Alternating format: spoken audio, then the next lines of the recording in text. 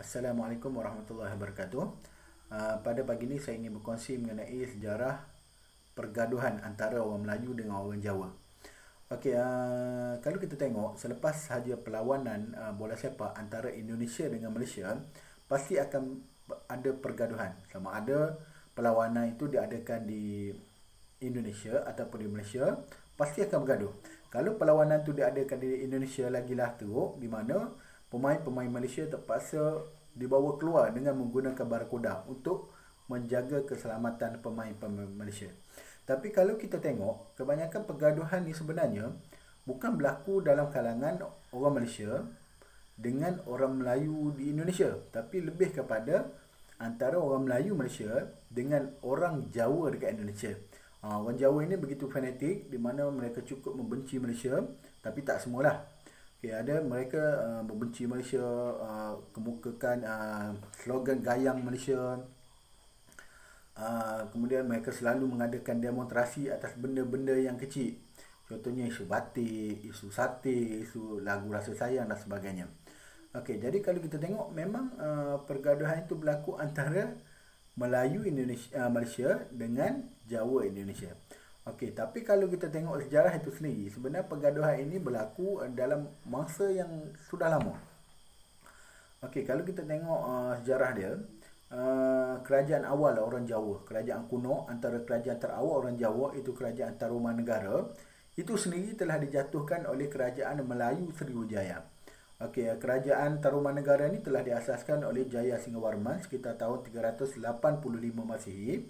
Tetapi lebih kurang tahun 682 Masihi berdasarkan prasasti Kedukan Bukit,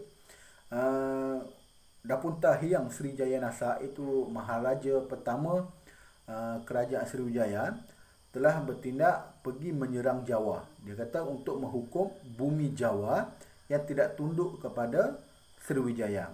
Okey, jadi lebih kurang tahun 682 Masihi itulah kerajaan kuno Jawa tersebut, iaitu Tarumanegara, telah berjaya dijatuhkan oleh orang Melayu. Jadi orang Jawa ni tak puas hati. Tambah-tambah lagi apabila orang Melayu memerintah Pulau Jawa. Okey, sekitar zaman pemerintahan Maharaja Danindra daripada kerajaan Sriwijaya, dia telah memindahkan ibu kota Sriwijaya daripada Palembang ke Jawa. Okey, menyebabkan orang Melayu berjaya menguasai Pulau Jawa ataupun memerintah daripada Pulau Jawa selama lebih kurang 75 tahun. Okey, sehinggalah Bala Putera Dewa bergaduh dengan ipar dia, ataupun orang kata ipar saudara dia. Dia bergaduh dan itu Raka Pikatan. Bala Putera Dewa, Raja Sriwijaya, bergaduh dengan Raka Pikatan. Berlaku perang, kemudian Bala Putera Dewa kalah. Menyebabkan penguasaan orang Melayu di Pulau Jawa terus amat. Okey, yang kita panggil sebagai dinasti Sailendra Sriwijaya. Okey, apabila orang Jawa sudah kuat, okey, apabila dia berjaya membebaskan diri daripada kerajaan Sriwijaya, mereka mula mengumpul kekuatan, dan apabila mereka sudah merasa cukup kuat, sekitar tahun 990, tahun 990, kerajaan Medang ataupun Medang daripada Indonesia, daripada Jawa tu, telah bertindak menyerang Sriwijaya.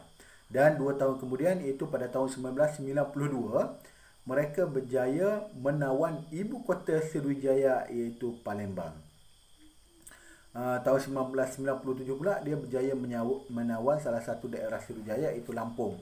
Keadaan ini telah menyebabkan Sriwijaya terpaksa menarik balik tentera dia. Masa itu dia berperang dengan Pasai, tengah berperang dengan Pasai, tapi dia terpaksa tarik balik tentera dia untuk mempertahankan balik wilayah-wilayah yang dia telah wilayah-wilayah Sriwijaya yang telah ditawan oleh orang Jawa tersebut.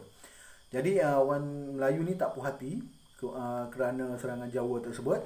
Jadi pada tahun lebih kurang 1016, ada dua pendapat, ada yang kata 1006, ada yang kata 1016. Tapi majoriti kata 1016, orang Melayu Sriwijaya telah melancarkan satu ekspedisi yang kita panggil sebagai Mahapralaya. Okey, ekspedisi ni adalah ekspedisi untuk menghancurkan kerajaan Jawa Medang.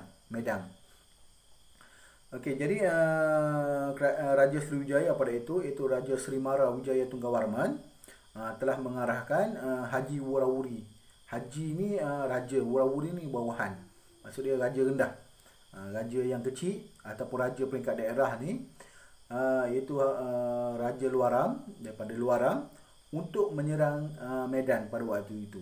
Okey, jadi serangan yang dilakukan dalam ekspedisi Mahapralaya ni pada tahun 1016 ni telah menyebabkan kerajaan Medang Jawa ni hancur lebur. Bahkan raja dia iaitu Dharma Wangsa, Raja Dharma Wangsa Teguh pun sendiri terbunuh dalam serangan tersebut. Okey, kerana pada waktu itu mungkin orang Jawa tidak bersedia, kerana Damar Wangsa ni dia pada waktu itu tengah mengadakan jamuan perkahwinan antara anak dia dengan seorang putera daripada Bali, iaitu Airlangga. Airlangga ni kemudian mengasaskan kerajaan Jawa Kahuripan. Okey, tapi walaupun Dharma Wangsa Teguh ni mati dalam serangan Mahapralaya tu, tetapi menantu dia tu Airlangga berjaya menyelamatkan diri lah, dan mengasaskan kerajaan Jawa yang lain, itu Kahuripan. Okey, keadaan ini telah menyebabkan orang Jawa semakin benci dengan orang Melayu.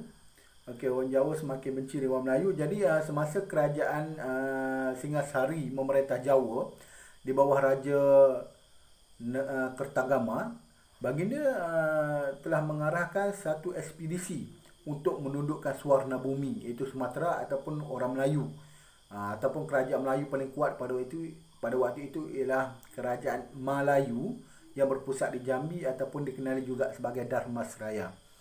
Okey, jadi Raja Kertagama daripada kerajaan Singasari Jawa ni telah bertindak menyerang kerajaan Melayu ni, kerajaan Melayu pada tahun 1275 Masihi.